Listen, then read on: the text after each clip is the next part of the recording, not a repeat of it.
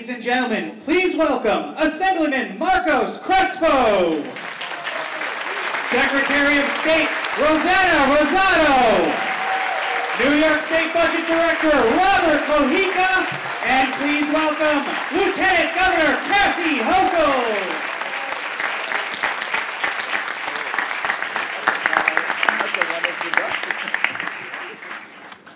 Buenas tardes. Buenas tardes. Welcome. It's my pleasure to welcome you this afternoon. I'm Rosanna Rosado, and I am from the largest town in Puerto Rico. It's called the Bronx. I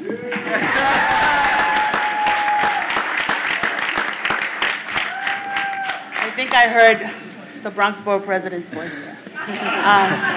We're going to start with some quick introductions from the table. So if I can ask you to start, Mr. Barbara. Sure. Gary LaBarbera, President of the New York City Building and Construction Trades Council.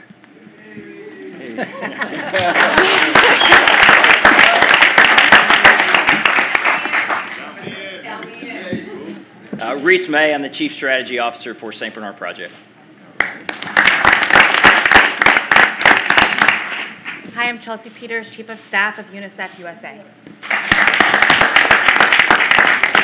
My name is Gil Quinones. I'm the President and CEO of the New York Power Authority. We're leading the New York delegation of utilities and helping Puerto Rico restore power.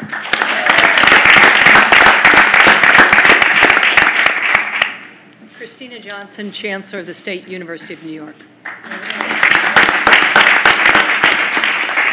Robert Mojica, State Budget Director.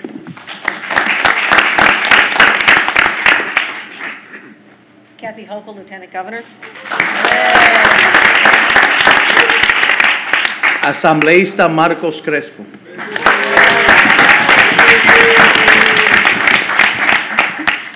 I am the Director of the Puerto Rico Federal Affairs Administration. My name is Carlos Mercader. I come from the Office of the Governor of Puerto Rico, so thank you for having me here. Good afternoon. I'm Roberta Reardon, and I am the Commissioner of the New York State Department of Labor. Hello, I'm David Campbell. I'm the Chairman and co-founder of All Hands and Heart Smart Response, a disaster response organization. Phil Keegan, founder of Heart 9/11. Buenas, Rosa Cruz, Center for Puerto Rican Studies, Centro. Jose Calderon, President, Hispanic Federation. Buenas tardes. Okay, so before turning it over to our Lieutenant Governor, I want to recognize those who are, some of those who are with us this afternoon, the Bronx Borough President, Ruben Diaz Jr., Tiff James, New York Public Advocate, Scott Stringer, who's with us, thank you for being here. And from the, as we call the enterprise, Oasis Commissioner Arlene Sanchez Gomez is with us, Lourdes Zapata, who has just been appointed Chief Diversity Officer. Dr. Guillermo Linares, Acting President of HESC. Dr. Avidan Rodriguez, President of University of Albany, who is also Puerto Rican. Assembly Member Victor Pichardo. Assembly Member Carmen de la Rosa. Perhaps one of the most important people for us in Puerto Rico right now, even though he's here, Gil Quinones, who's CEO of the New York Power Authority. Consul General de Mexico, Diego Gomez Pickering, is here with us. Edison Severino of La Yuna. Mike McGuire of Laborers. And last but certainly not least, Fran Barrett of the Governor's Office. Good afternoon, everyone, and welcome to the first day of the Somos Conference. And what a great opportunity for us to convene and to talk about the challenges that are still being experienced by our beloved Puerto Rico. And I wanted to extend the warm welcome on behalf of Governor Cuomo, who wishes he could be here today. But in his absence, I will kick it off, and we have a very exciting announcement to make in a few moments. And so I think we'd all agree that there's been no leader in our entire nation who has stepped up to meet the challenges of Puerto Rico than Governor Andrew Cuomo. And for all that, I think he deserves a lot.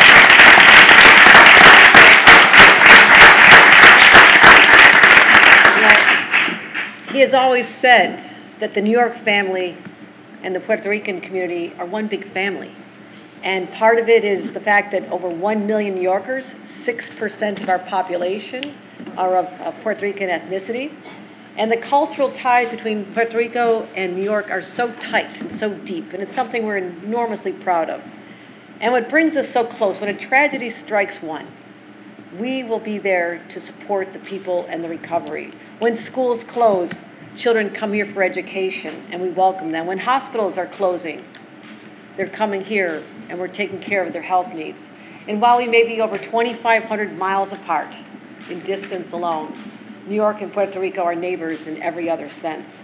So we're very proud of how we, as a state, have responded to the crisis as a result. And people know that New Yorkers are tough. That's our reputation, and we're proud of it. But we're also deeply compassionate people, deeply caring people, and I think that's been reflected in the response of our government, but also all of us, to the crisis in Puerto Rico.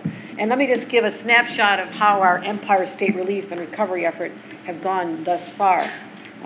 Not only has the governor gone there personally multiple times, but we sent over 1,000 personnel. Nearly 600 personnel from the National Guard, State Police, Port Authority, NYPA, DISHS, and DEC. 450 utility workers helping to restore power, and how essential that is. More than 150 physicians and medical personnel. 4,400 pallets of supplies collected from 13 donation sites across our generous state. 3.2 million bottles of water. 1,000 community water filtration systems. 3.1 million baby wipes. 1.9 million diapers. 100,000 containers of baby food and 90,000 canned goods. 5,000 first aid kits. 13,000 flashlights. And 8,600 solar lamps, and over $1 million in critical medication and supplies. Obviously, we like to keep track of our numbers, but they are incredible. Are they not? Are they not incredible?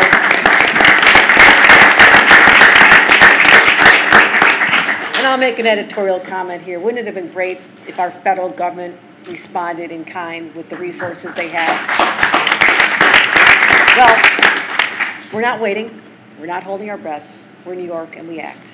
We've made great progress, but there's still so much more work to do. Nearly 6 months after the Hurricane Maria devastated Puerto Rico, as we noticed, President Trump has yet to offer a comprehensive plan to relieve the suffering of 3.5 million American citizens. His refusal has been a black mark on our country.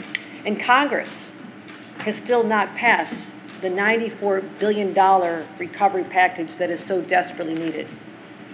Instead, our leaders in Washington, if you can call them leaders, have offered us a case study in incompetence. Some of the most powerful people in the land, on this earth, have chosen to be bystanders while hospitals close, schools struggle to accommodate children, and thousands of fellow Americans struggle to rebuild their lives. So, we're left with the fact that over 16% of the island still does not have power. Over 200,000 have left the island. 20% of the island's small businesses remain closed. And an estimated 472,000 homes have suffered major damage or been destroyed by Hurricanes Irma and Maria. And while the hurricanes do not discriminate against their victims, we all know that the low-income individuals have been hardest hit. And since so many homes are uninhabitable, the demand for safe and decent housing has spiked dramatically, and it's harder than ever for families to put a roof over their heads. So our goal here in the state of New York has been to assist with the short-term needs thus far and the necessities of repairing the homes, from mucking to roofing to the broader term of rebuilding and putting in place resiliency plans. Today, I'm very proud to announce on behalf of Governor Andrew Cuomo that we're taking the next step. Today we're launching a new, multi-pronged initiative to help rebuild Puerto Rico better and stronger than before. The New York Stands with Puerto Rico Rebuilding Initiative. We will work hand by hand, side by side with nonprofits, including All Hands and Hearts, the St. Bernard Project, Heart 9/11, and Team Rubicon. We'll join together with philanthropic organizations, including UNICEF, Rock Nation, the Carlos Beltran Foundation, the Hispanic Federation, and the Partnership for New York City. We'll join forces with our brothers and sisters in organized labor, our great building, construction trades, and 32BJ. And we'll unite with the committed students and leadership of SUNY and CUNY. Our first step will be to deploy a tactical assessment team in mid-April to develop a rebuilding roadmap. Alongside our partners, we'll develop a detailed work plan by conducting site visits, convening the smaller grassroots nonprofits on the ground, and meeting with unions, workforce development initiatives, and Governor Rosello's team. Then, in early June, we'll deploy teams from SUNY and CUNY, students and teachers and skilled workers, to work side by side with the nonprofits on the ground. Their goal will be to enhance the rebuilding capacity of these nonprofits, as well as establish job retraining programs that are much needed among the local workforce. And a SUNY Maritime pre-deployment in late May will also bring supplies and connect with students and key partners on the ground. Students will be mucking and gutting homes, remediating mold, repairing and strapping roofs. And our finest skilled tradesmen and women will be guiding the way, establishing boot camps to train local workers, attacking unemployment, and investing in the local economy. This work will undoubtedly be challenging, but the men and women gathered here today know how to get it done. We've accomplished great things before. We've dealt with adversity in the past, and we're up to the task. Together, we will get this done. And together, we'll send a message that no matter what state you're from, what part of America, what political party you belong to, we are Americans first. In an emergency, we will come together and act as one. It is my privilege now to turn the program over to the chairperson of the Puerto Rican Task Force, the chair of the Somos Weekend, our great friend in government, Assembly Member Marcos Crespo.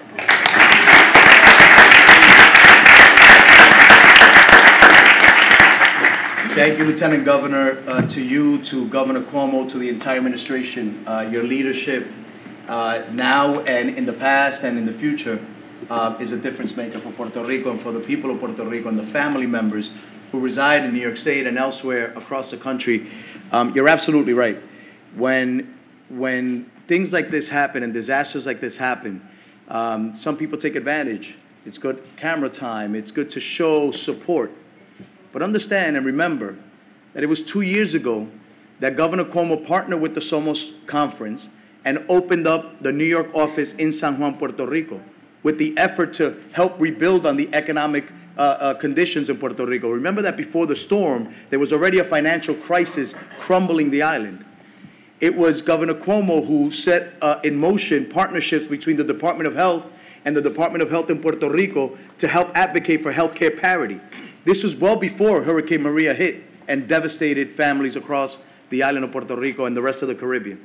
So when we talk about leadership and people talk about the governor's commitment and this administration's commitment, understand that what I'm grateful for and that I know our community and our elected colleagues are grateful for is that this has not been an effort of now, while there's a tension, while somebody needed to captivate the audience across the country who wanted to know what was happening in Puerto Rico. Governor Cuomo's commitment to the island and its people started well before this storm.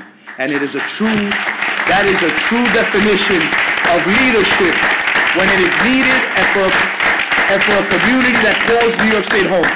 The secretary said that she was born in Puerto Rico's biggest town. I was born in one of the smallest, in Arroyo, Puerto Rico. I now live in one of the biggest, the Bronx. The interconnection of the people of Puerto Rico and the state of New York goes back many, many decades. And the interconnection is extremely strong when you think about the families that reside here, like me. I live in the Bronx, but mommy lives in Arroyo. My brother lives in Arroyo. My grandparents live in Arroyo. When this storm hit, It was the honor of my life. With everything I've done politically so far, it was being on that first flight into Puerto Rico. While other people were just staring at the news and wondering what to do, the governor had already mobilized resources and private sector and public sector resources to be the very first plane into Puerto Rico, bringing supplies and bringing needed effort. And more importantly, it was a sense of support. I'll never forget one of the questions in that first press conference. One of the reporters said, "Governor, have you talked to other governors? Are they coming too?" It hit me at that moment that what we were doing was setting a tone that trickled down. Now other governors started to call and say, "What can I do?" They wanted to now catch up. The president's still trying to figure out what to do. But this is a commitment that is, in the best sense of the word, what Puerto Rico needs. It is legitimate support and understanding and a commitment to be there every step of the way. And understand too, many of my colleagues who are in this room and many of you in different organizations that are now at this conference, our friends in labor, nonprofit sector, everybody did their part. Across the state, I got calls from colleagues in the North Country saying, "What can I do?" Collecting goods, organizing, donation drives. But that's one part of it, but how do you now get all those resources there? If it wasn't for Governor Cuomo securing the resources through JetBlue and Delta and other airlines that facilitated those planes, we would have never gotten those supplies on the ground. If it wasn't for the Power Authority and the other companies being organized to go out and put those power lines up, yes, we're still hearing bad news about the energy sector, but for those families like Mommy who got power 2 months later, it was because of the Con Edison workers who went out there and the Power Authority personnel that was putting those lines up. This is, in the best sense of the word, the best of New York. The best of us is demonstrated in this effort for Puerto Rico and is being led by this administration, and they deserve credit for that effort.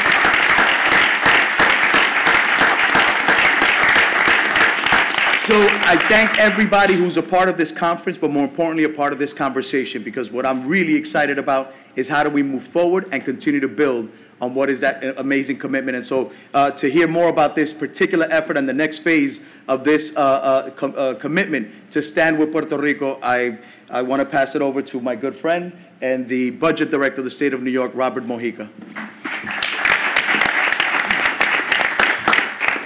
Thank you, Assemblyman. We're going to start by going around and asking the panelists to take a few minutes to explain your role in the partnership, the mission of your organization, and what your role is going to be in this latest rebuilding and recovery initiative. So with that, I'm going to pass it first to Carlos Mercader. Carlos represents, he's the Executive Director of the Puerto Rico Federal Affairs Administration.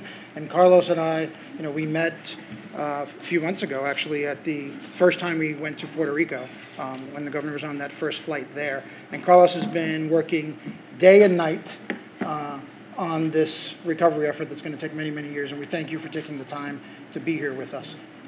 With that, I'll pass it on to Carlos. Well, thank you, Rob. Thank you, Lieutenant Governor, for having us here. First of all, I want to say thank you to Governor Cuomo for his steadfast support to Puerto Rico. September 20th, I was in the only government office that was opened in Puerto Rico during the storm. My office is in Washington D.C. and I remember when we first got the call from New York D.C. Office from Michelle and Alex and how are you? The first question, how are you? How's everything holding up? Gave an update, and then next thing, the governor wants to help immediately. The governor wants to go there on Friday. And we were like, whoa, because obviously, storm was still hitting Puerto Rico. We hadn't seen the pictures. We hadn't seen the devastation. I was hearing from the governor himself, texting me. But as you may know, and you may have experienced, there were no comms, no communications. Phones were down immediately after, a few hours after the storm started hitting Puerto Rico. But already I had a call from New York, and immediately I told the governor. The governor, through our office, communicated with Governor Rosselló, and ever since that day, like the Lieutenant Governor said, like Marcos, Assemblyman Marcos Crespo just said, the support has been incredible. We couldn't be where we are today if it wasn't for New York, it wasn't for Governor Cuomo. So thank you to him and to everyone here in this room that have helped. As you know, and as you've been reading through the news, recovery has had its ups, its downs. We're still we've improved a lot in the power generation thanks to Gil, and I laugh when I see Gil because when Gil first came to Puerto Rico and he saw all of the things that were going on. Initially, we had so much hurdles, right? Logistical hurdles. There were so many things going on, but it was his knowledge, his commitment to Puerto Rico, and the commitment of all of the linemen from New York that came to Puerto Rico that basically allowed for about 350,000 Puerto Ricans to today say that they have power. So thank you, Gil, for everything, and thank you for all the linemen here of New York that they've been to Puerto Rico. On that sense, also we've moved a long way in terms of the re-removal and the reconstruction of some of the infrastructure that has to do with transportation. But obviously now looking to the future. And one thing that happened back in November that we did also with the state of New York was when we drafted what we called the Build Back Better document, or the Build Back Better report. That Build Back Better report, basically it's the base for when the Lieutenant Governor mentioned the $94 billion package. That's the document that really backs up why we're asking for $94 billion, which that document you'll have, and you see all of the needs that Puerto Rico has, immediate needs for us to be able to recover. We did that with the state of New York, and when I remember that we were in that process of looking at the other documents that have been done by other states that had suffered disasters, and I remember people looking at the document that we brought up, and everyone was saying like, "Whoa, this is like a benchmark for reports after a disaster," and obviously that was thanks to New York, and that was so important for us in this last process of the supplemental in Congress, where we were able to get $16 billion of funds for Puerto Rico, specifically for Puerto Rico. I know that a lot of people say that that's not enough, and we were celebrating the money because back in December, when the House passed the bill, there was zero money for Puerto Rico. And so from December till February, we hit hard with the help of the delegation from New York and other states that helped. We went every day to the Senate. The governor went to Washington probably maybe 6 times during that time span, and I remember last time that we went down there, we met with the appropriators for the 4th time in that span, and the appropriators were like, "Well, Governor, you might have maybe we set up here an office for you."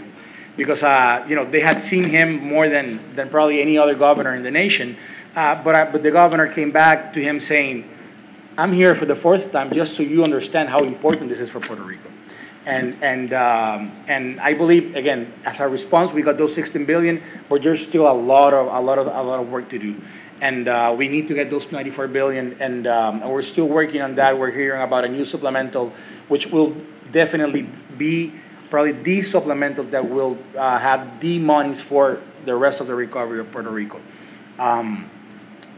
Right now, as you may know, we created what we call the CRO, which is the Centralized Recovery and Reconstruction Office. It's led by Omar Marrero, and just this week we started what we have like the public hearings for all of the municipalities and all of the organizations that are in Puerto Rico, for them to come in and chip in on how is it that they understand that the monies need to be used for the recovery. So right now we are, I want to say that we're ready for this new process. We are super thankful again for here you guys doing this today. I know that this process will help in this recovery that I'm just telling you that's ensuing right now in the island. And I'll say the last thing I'll say is that, and I'll take some words from the Lieutenant Governor, in which when she mentioned the relationship between New York and Puerto Rico. I come from a family of 7 siblings. I am one of the oldest, and and I remember when my youngest brother was born. My dad told me, he said, "Look, you have a responsibility with your youngest brother. He'll look up to you, and you have to be with him and for him whenever he needs." So I want to say that in this relationship that we have with New York, I want to say that you've been our big brother. That Governor Cuomo, the Governor Rosselló sees Governor Cuomo as a big brother, and we gotta say that throughout today, and I know that for the future, he's always been for us. Thank you to everyone for being there, and I'm just looking forward to continue working with you.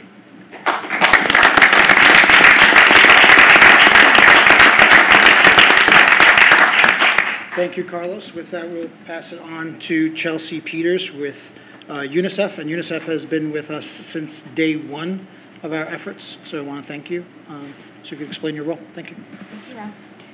On behalf of UNICEF USA, first we'd like to thank Governor Cuomo and his phenomenal team for all their leadership and efforts to bring us all together here today to commit resources, brain power, manpower to continue to rebuild a stronger, more resilient Puerto Rico in the wake of Hurricane Maria. UNICEF responds to more than 300 humanitarian emergencies every year around the globe. And it is our privilege to leverage our expertise, our knowledge, by partnering with Governor Cuomo's Empire State Relief and Recovery effort to ensure the needs of children and families in Puerto Rico are being responded to and met yesterday, today, and most importantly, tomorrow. Directly following the hurricane, day one, UNICEF USA and the governor's team and UPS International partnered with other corporate and nonprofit organizations in Puerto Rico to distribute and deliver 12,000 UNICEF kits to more than 60,000 children and families in Puerto Rico. We delivered more than 4,000 pallets of food, of water, of emergency supplies throughout all 78 municipalities in Puerto Rico. And I think this really highlights the power of a private-public nonprofit partnership and the power of working with like-minded partners in different sectors to advocate and leverage life-saving support for children in crises around the world. So we knew we couldn't stop there. We are currently focusing our efforts on our partnership with the Boys and Girls Club to support 1,700 children daily through a nutrition program and with psychosocial support. We're also partnering with the Hispanic Federation, who I know is also represented here today, with Jose. And it is clear that the short-term and long-term needs of children around mental health support, nutritional assistance, and infrastructure rebuilding are significant. And when we learned of this incredibly inspiring opportunity to partner with the governor's team in the rebuilding initiative, we knew we had to support in any and every way possible. As a leading organization in amplifying the voices of children and helping youth build the world that they want to live in, and providing youth the opportunity to give back, to be the change that they want to see in the world, we are truly excited to see Governor Cuomo take this step to providing students and empowered youth the opportunity to do so in such a hands-on way. Bringing youth together to make a positive impact is a core value of UNICEF, and UNICEF USA is therefore committed to take on this project and provide the resources and the thinking necessary for it to succeed and thrive. Through the generosity of so many individuals and corporate partners across the U.S., UNICEF USA has raised a significant amount of funds to support Puerto Rico and the thousands of children impacted by Hurricane Maria. And we are proud to announce today that we are committed to setting aside up to $500,000 to support this volunteer effort, to get it off the ground, to help rebuild homes, to rebuild the livelihoods of so many people and children in Puerto Rico. And we are proud to stand with New York and behind the governor's efforts, and we will continue to put children first in Puerto Rico and around the world. And as Lieutenant Governor said, together, we will do this. Thank you, Chelsea, and thank you for your financial support. It's really important. Next, we have David Campbell, who is the founder and chairman of All Hands and Hearts, and one of our partners that's actually on the ground in Puerto Rico. So, David, tell us about what you're doing. It's great. It's great to be here. Congratulations to my dear friend Kathy of many decades, and to all the people in the administration who pulled together so well to help the people of Puerto Rico. I founded All Hands the week after Katrina, so 12 and a half years ago, on the simple concept that it made a platform to allow people to help people. It's been a busy time in those last 12 and a half years. We've now done 90 projects. over 15 different countries.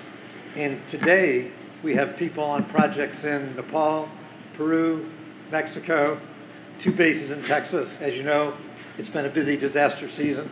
A base in the U.S. Virgin Islands supporting St. Thomas and St. John, Tortola in the British Virgin Islands, Dominica, and relevant and important here, 2 bases in Puerto Rico, in Barranquitas and Yabucoa. I was in Puerto Rico a week ago today. One of the interesting things when you bring people to help people is you actually listen to the community and let them tell you what they would like you to do. So while we've been hard at work mucking and gutting and sanitizing and putting on new roofs, the community in Yabucoa had lost 20 baseball fields, and baseball is very important to the young people in Puerto Rico. And they asked us if we would restore a baseball field. So actually, with the help, we had 75 two-day volunteers from Travelers Insurance with us last weekend. We completed a baseball field, and for the first time in my life, I got to throw out the first pitch at a baseball game. And it did get to the catcher, in case you're wondering. And then that evening, we had 300 people from the community and 100 baseball players and our 125 volunteers and 25 staff, and had a celebration of the joy of people interrupting their life to go to a different place and help. And my view is the physical thing we do is important, like the roof on the house and the baseball field, but the power of individuals helping individuals and the psychological lift it gave to that community was palpable, important, and really moving to me. And it has a tremendous impact on our volunteers when they can do that kind of work. We've committed that we'll stay in Puerto Rico up through the end of this year and through the end of next year, again, if we can have sufficient funding. This is expensive work.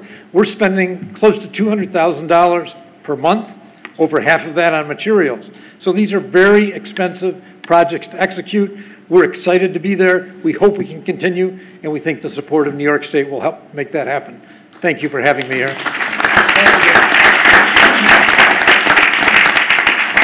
Thank you, David. Next, we have Reese May from the St. Bernard Project. So, Reese, if you could tell us how you're Thank you. participating. Much like David, our organization began in New Orleans after Katrina. You could probably tell by my accent, I'm not from New York. Sorry. South Brooklyn, very south, very south. Very south, right. But I was able to move to New York from New Orleans in 2012 in the wake of Hurricane Sandy. And I see Mr. Stringer in the front row has been very helpful with my organization's work in South Brooklyn and Staten Island and the Rockaways, where we've rebuilt hundreds of homes for low and moderate income families who own their homes. They own them before the storm. They're not able to afford market rate contractors, and I might as well be describing the same situation we face in Puerto Rico. We have teams there on the ground now through the Corporation for National and Community Service. Some of you know it as AmeriCorps. We are one of their biggest grantees. They are one of our biggest partners. There would be no SBP without AmeriCorps, and we've been sending teams since last October to do damage assessments, conduct limited home repairs, gut muck, mold suppression, things that are vitally important to restoring the homes and the lives of individuals who've been affected throughout this disaster season. We do this work to begin with in New Orleans because we felt that it was a community that was totally neglected. I was in Iraq when Katrina happened, and I came home to a devastated South Mississippi just 2 weeks after that storm. I've been involved in disaster recovery as a career since 2011. Puerto Rico represents my 9th disaster recovery market, and I would echo David's point that while volunteerism is important as a low-cost labor force to help people who can't afford market rate contractors, it is far, far more important as a recognition and validation of people's dignity and humanity.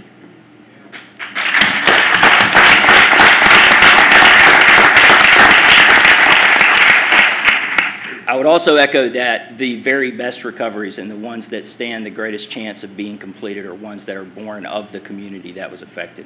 So while we've been supportive in Puerto Rico, SPP currently does not plan to open its own operation there, but rather to work with the governor's office to identify grassroots organizations who are already working very hard to rebuild their communities and impart SPP's wisdom and best practices that we've learned over the last 10 years all across America. We think that, coupled with this tremendous commitment of volunteer labor, is going to provide some light at the end of the tunnel. And we are very thrilled to be a part of this partnership, and we will look to grow our impact and do just as much as we possibly can to help our friends in Puerto Rico. So thank you very much, and we look forward to the rest.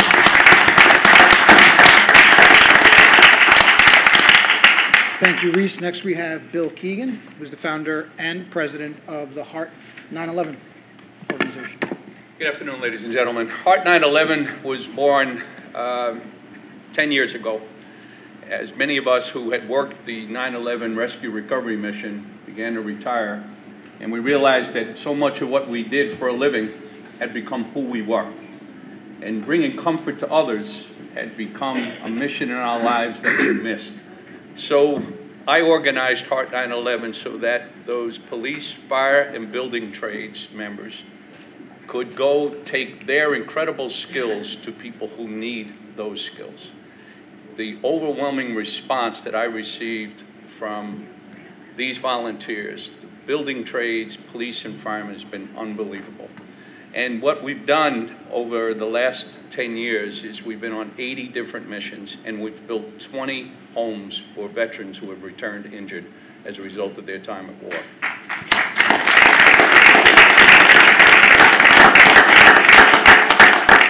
The building trades went very much underappreciated and under-recognized during the 9/11 process. But to any of us that worked there, we realized what incredibly skilled individuals these were and how much they care.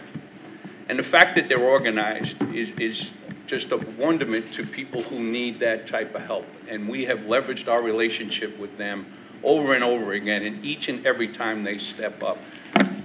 We responded to Puerto Rico within 2 days. And we went down there with emergency responders. Many of our members are New York task force members, FEMA task force members, and we did high water evacuations, we did medical treatment, we transported people to hospitals, and we took care of their wounds. Following that, we made sure that their structures were safe with our construction building trades experts. And then we began to remove the trees from on top of their homes, and we began to rebuild those roofs. And that has been an extraordinary experience. Moving forward, though, what we want to do, and I've heard it echoed here, we want to begin an apprentice program in Puerto Rico. A tried and true construction model that's tested right here in the New York City area. No one does it better than New York building trades. Bring their skills down there and transfer them to the people of Puerto Rico so they can take care of their own communities and their own neighbors.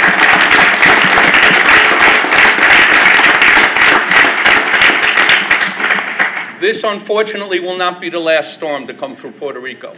So why not have this trained workforce?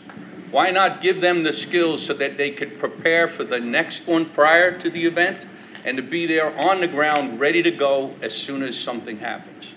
So what we're designing right now are roofs that will also have a water catchment and will be attached by hurricane strapping. Nothing is permanent. We know that from Sandy being here in New York, but this will be the most permanent solution that we know of in order to keep these people safe in the case of a next event. We are safeguarding life and property, and we're providing safe shelter. And we're transferring skills to the people of Puerto Rico. And that is going to be our mission, and we make that commitment for the next 2 years.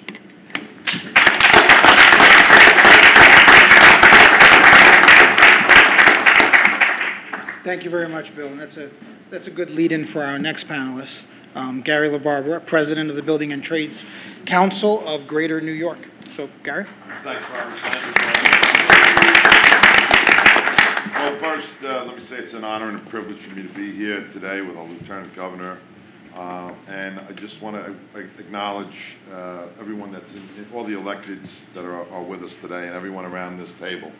And of course, Governor Cuomo for his outstanding commitment and leadership and his dedication, quite frankly, to the people of Puerto Rico. I'll just briefly tell you a little bit about the role that we see the building trades playing in the immediate future and in the long term. And Bill, I want to thank you for your very kind remarks and recognition of the building trades, in particular regarding 9/11. I appreciate that very much, and every building trades member in this room appreciates that deeply. It was an honor and a privilege for us to work side by side with you and firefighters and all uniformed services during that difficult and tragic time. So the concept that we have, and we've been discussing with the staff, and I want to also acknowledge, in particularly, the Commissioner of Labor, Roberta Reardon, who's been really running a lot of point on this issue with labor. So I want to acknowledge Roberta as well.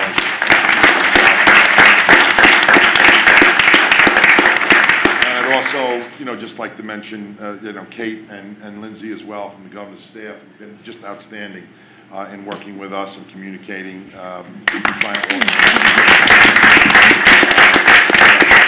So let me just address immediately exactly what the thought process is here. After some discussion, dialogue, we believe the most appropriate next step is to assemble a team between building trades, skilled building trades men and women, many of whom may actually be training instructors. And I've reached out initially to the Building Trades Employer Association, Lou Coletti, who could not be here today due to an illness. He's not feeling well. And we have 4 major construction managers as well that have committed to participate in this assessment team. The concept is, certainly when it comes to construction, it's a high discipline construction. There has to be a plan, there has to be execution, and it has to be done, as I said, in an organized manner, as Bill pointed out as well. That's where the skill and training comes in. Along with not only the execution of the actual work, we want to ensure that all people working on these projects have the basic and necessary safety training skills as well. We don't want to see anyone, volunteers or people permanently working on these projects, injured or hurt in any way.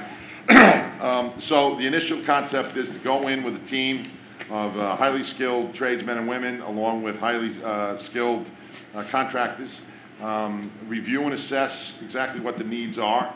Once that review and assessment is complete, then we will come back, regroup, and our intention is to work very closely with all of the philanthropic associations, organizations that are here at this table, along with the governor's office and obviously the Puerto Rican government. Once we know what the needs are, we will then assemble teams of volunteers to help train initially. We mentioned the word boot camps, some very intense training for the volunteers. Again, we want them to know how to work. We want them to know how to work properly, and we want them to know how to work safely. We have the skill and expertise in which we can do that. But the reality is there will be other storms, and the reality is there are different stages of recovery, like we saw in 9/11, and certainly like we saw in Sandy. And so ultimately, this is a long-term process. There are, as I said, there are immediate needs that we intend to address as expeditiously as possible. But there's going to be long-term issues with resilience and mitigation for the island. And I firmly believe, and I think Bill echoed it, that it is imperative that we must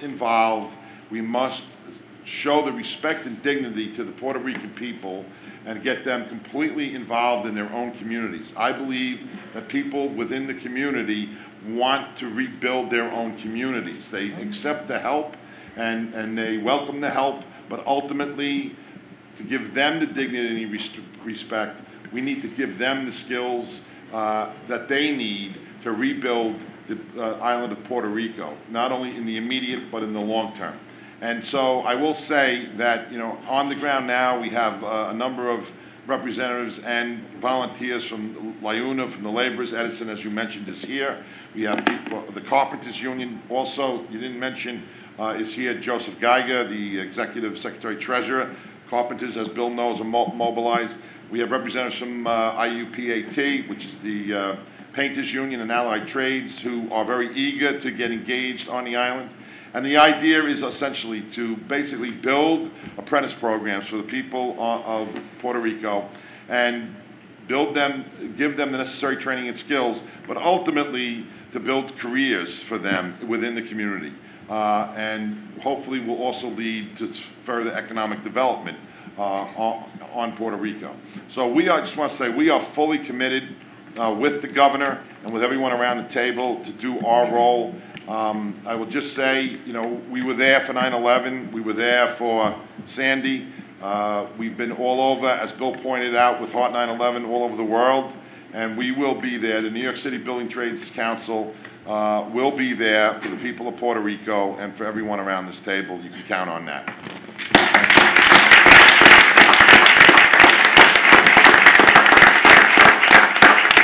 Thank you, Gary, and thank you for your leadership and for the volunteer work of all of the building trade members who always step up. So thank you. Next, we have SUNY Chancellor Christina Johnson. To my left. Thank you. Thank you, Rob, Assemblymember Crespo, Lieutenant Governor Hochul, and in particular Governor Cuomo, for recognizing the urgency of this humanitarian crisis and acting quickly to support the people of Puerto Rico. Your leadership is needed and much appreciated. At the State University of New York, and as the largest comprehensive system of education in the country, SUNY has the scope, scale, and ability to assist in the recovery and rebuilding effort, and we see it as our responsibility to do so. SUNY's involvement began immediately after the hurricanes hit. SUNY responded by working with the Governor's Office and FEMA, as well as the SUNY Maritime College Empire State 6 ship to deploy it to Puerto Rico under the leadership of SUNY Maritime President Rear Admiral Alfoltes. The ship stayed 6 weeks, and it delivered power, housing, food, and water to the emergency relief efforts, and it also delivered pallets of food and water that we raised funds for under the SUNY Strong program. And SUNY, along with the support of Governor Cuomo, has been there to make sure that the students of Puerto Rico and the U.S. Virgin Islands were able to continue their dreams to go for a degree in higher education by allowing them and encouraging them to come to the state of New York and provide them the opportunity with in-state tuition. We think this is very important, and we'd like to do more. Later in October, the SUNY Academic Medical Center sent a task of several dozen doctors, nurses, and other medical professionals to Puerto Rico to deliver medical supplies and to relieve the exhausted medical personnel. We formed the SUNY Puerto Rico and U.S. Virgin Island Task Force, co-chaired by University at Albany President Javidan Rodriguez, who's here with us today, who has the only College of Emergency Preparedness and Disaster Recovery in the United States, and also co-chaired by Admiral Alfoltes. With representatives from dozens of campuses, this is our task force that's helping coordinate with the governor our relief efforts. In February, we had a 6-person task force advance team go and visit with leaders of the University of Puerto Rico and the Pontifical Catholic University to work on both short-term as well as long-term partnerships to support Puerto Rico. Our role in this, we see, is really threefold. One is helping the Puerto Rican universities become hubs of resiliency and sustainability so that they can help the communities withstand future natural resources. It's also to help establish research and educational programs in community resiliency. And the SUNY system will continue to work throughout the long term with the University of Puerto Rico system and other schools and colleges of higher education to expand the academic enterprise on the island over the long term.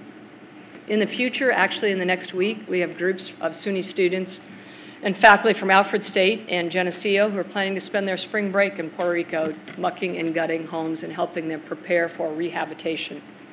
In May, the SUNY Maritime ship, the Empire State 6 training vessel, will start its summer at sea, going first to Puerto Rico and spending a week there with their cadets as they continue to learn how they can deploy these ships in order to help with the recovery effort. And lastly, we're excited in June to join with our colleagues at CUNY to send more students to the island as part of the Build Back Better initiative and carry out service learning projects for credit. We thank the Governor Cuomo and Assemblyman Crespo for your leadership and your trust in SUNY to help lead this significant response and recovery effort. Thank you. Thank you. Thank you, Chancellor. Next, we have Rosa Cruz Cordero of the Center for Puerto Rican Studies at Hunter College at CUNY. Rosa? Hello, everyone. For those of you that don't know Centro, first let me tell you about Centro. The Center for Puerto Rican Studies is a research institute and think tank housed at CUNY's Hunter College. Centro is dedicated to the study and interpretation of the Puerto Rican experience in the United States. Our twofold mission is to preserve and document the history and culture of Puerto Ricans, and to produce and disseminate research about a diaspora's experience, linking this to social action and policy debates. Let me share with you some of our findings. As we know, Maria devastated Puerto Rico's already struggling economy. 100,000 homes were damaged. There is over 90 billion in damages and 21 billion in insurance claims. 80% of our crops were destroyed. We estimate going forward, over 200,000 people will leave the island annually, leading to the loss of 14% of the population of Puerto Rico by 2019. Today, I brought with me one of our latest publications, Puerto Rico Post-Maria. I believe they're going to be disseminating copies later. In it, you will find a timeline of the impact of the hurricane and emergency disaster relief. You will also read a policy brief on disaster relief and another examining the mass post-Hurricane Maria exodus and how it's defining the diaspora. I invite you to join us tomorrow at 2 o'clock in the afternoon as we talk about this brief in depth. Centro is proud to join the governor in organizing CUNY and SUNY student groups to help in the rebuilding efforts. Before receiving this invitation, our Rebuild Puerto Rico team had already started coordinating groups of volunteers interested in helping with the rebuilding. Our project is very specific.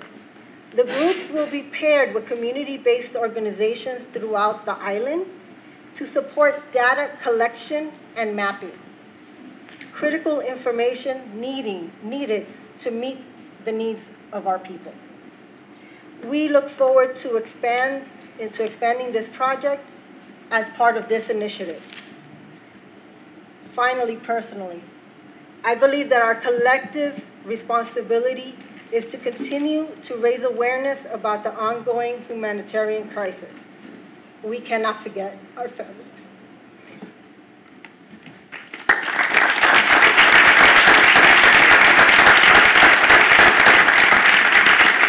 Thank you, Rosa. Next, we have Jose Calderon of the Hispanic Federation, who has been working on this also since day one. So, Thank you. Jose. Thank you. Good afternoon. Necesitamos un cafecito, right? Because it's like that time of the day. So thank you, Lieutenant Governor, and I do want to thank, obviously, the Cuomo administration for really responding the way that, again, sort of an administration should respond. It's such a stark difference from what we've seen on the part of, obviously, he who shall not be named, but certainly the federal administration. And really, let me tell you a little bit about what we've been doing, like so many of you, right? And I want to thank all of you for being here and for your ongoing commitment to Puerto Rico. Now it's, the lights have gone out, right, in some ways, right? The camera crews have moved away, and yet Puerto Rico, as Rosa just mentioned, is in a state of crisis. Puerto Rico is in a state of crisis today. And so today is when we have to double down and triple down and really, again, want to thank the Cuomo administration for doing exactly that, for reconvening us to talk about, hey, this 6-month anniversary is coming up, and yet still tens of thousands of our people still don't have homes. Hundreds of thousands of our people still don't have jobs. By the way, electricity, right, we've made great progress, but the fact is that entire towns in Puerto Rico are still in the dark. Entire towns in Puerto Rico are still in the dark. And the state of healthcare on Puerto Rico is crumbling, right? It was crumbling before the hurricane hit, and now that's exacerbated all these other problems that existed in Puerto Rico. So the needs, right, are vast. The magnitude of sort of the recovery efforts are beyond sort of scale. But together, we can make a huge difference. And so the Federation, like many of you, has been invested in from day one. We have now served 700,000 people in Puerto Rico with water filtration systems, solar lamps, mosquito nets, doing medical evacuations, supporting our community health clinics there. In fact, we have given out over $15 million now to support efforts on the ground in Puerto Rico. We have been investing, Rosa mentioned, that 80% of the crops in Puerto Rico, right, were devastated. And the fact is that in Puerto Rico, only most of the agriculture in Puerto Rico, right? The fact is that Puerto Rico only produces 15% of the food that its people consume. 85% of the food that Puerto Ricans consume comes from the outside, and it's something that we drastically want to change. We have an opportunity to reimagine Puerto Rico, to make it more resilient, to make it more, to have greater self-determination. So we are investing in community farms. We are investing in rebuilding strong housing units in Puerto Rico. We are investing in its healthcare system to make sure that our community health clinics have the support that they need. We are also investing in the energy sector. We are solarizing entire hospitals, community health clinics throughout the island, and really working with so many groups on the ground. We are investing with 45 groups that are on the ground, and this is where we choose to really support the effort that the governor is doing and this future effort to bring so many of those groups that are on the ground that are doing amazing work but desperately need support. They need support from certainly obviously this administration, but from all of us to really empower them to do the work that's needed long term. As much as we're going to be there and we love Puerto Rico, this is ultimately about empowering our local people on the ground in Puerto Rico to make sure that not only now, but 10 years from now, that the work is ongoing and really moving in the direction that we have to do. I think Assemblyman Crespo said it well, is how do we move forward? And that's ultimately our responsibility, working with people on the ground in Puerto Rico. So thank you again for your incredible leadership in moving us forward. Thank you.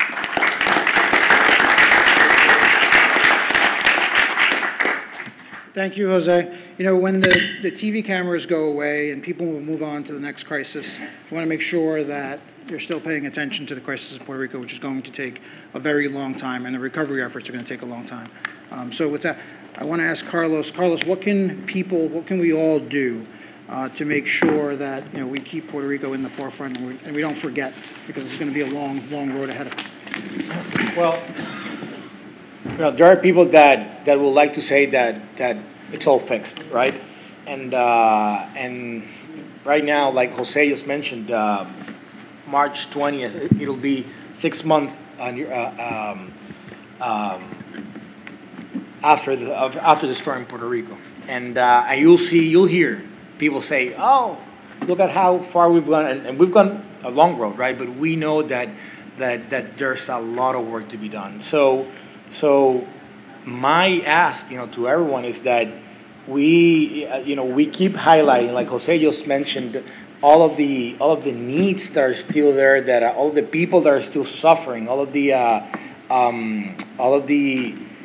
areas in which, while there's a lot of work that has been done, still the areas that need our attention. And, you know, with the I'll say, like, the united front that we have here, all of the organizations that are putting their volunteers, or, you know, their people.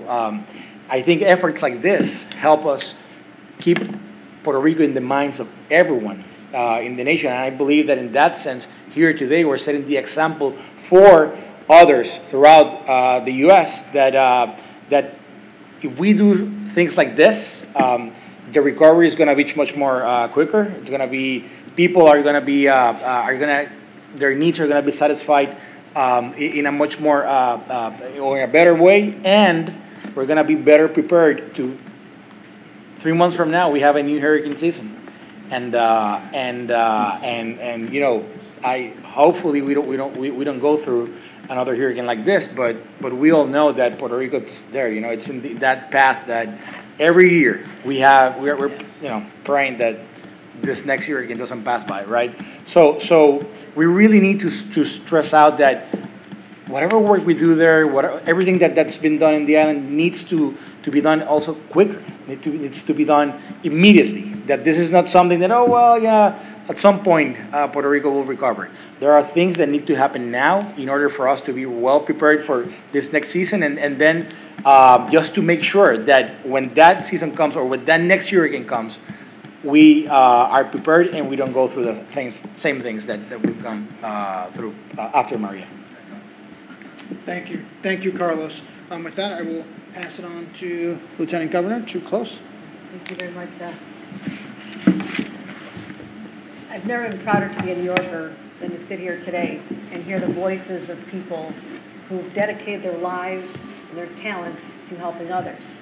And if that's not a role of government, then I don't know what is. And I'm proud to be in a state where we have a long-term strategy that will be sustained, which exceeds other strategy of throwing paper towels into a crowd. Okay, I think that was a low point. It was a low point to see that was a response, because as we heard here today, these individuals are proud. They deserve to have the ability to rebuild their island the way they want it to be rebuilt. We're here just to help lift them up, but to not tell them what to do. And I think that is what we've heard, that there has to be a greater sensitivity to the individuals on the ground and say, we'll help you, we will be your big brother, but our little brother is going to walk on his own and to be able to have a better future on his own because of the people that are there now. And that is the philosophy that we are subscribing to. So yes, we can restore power, but I also think it's important to restore hope, because the stories that are painful are the people are starting to give up hope because this has been a long, painful process for them. So that is why there must be a sustained sense of urgency that we bring to this, that it's not over, and we're not moving on to the next news cycle or the next place that needs our help, that we are in it for the long haul, and that is what we heard today, that the organizations represented here have a long-term plan to be there until the work is finished. So we will rebuild, we will recover, we will create new resiliency. And I'll tell you one thing, the New York State promise from Governor Cuomo is we will not forget. We will not walk away from this. This is our plan.